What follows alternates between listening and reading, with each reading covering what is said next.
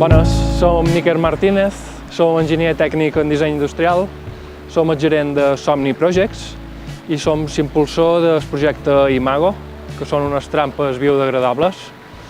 Les trampes consisteixen a través de les feromones a treure els mascles de la processionària, en aquest cas, o la lagarta peluda, i a treure-les dins les trampes perquè no puguin sortir i reproduir-se. Així, en conseqüència, per l'any que ve tindrem una disminució de població.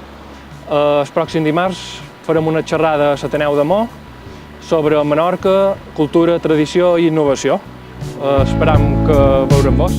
Cantriay patrocina este programa. Calle Ruiz y Pablo 41, Villanueva.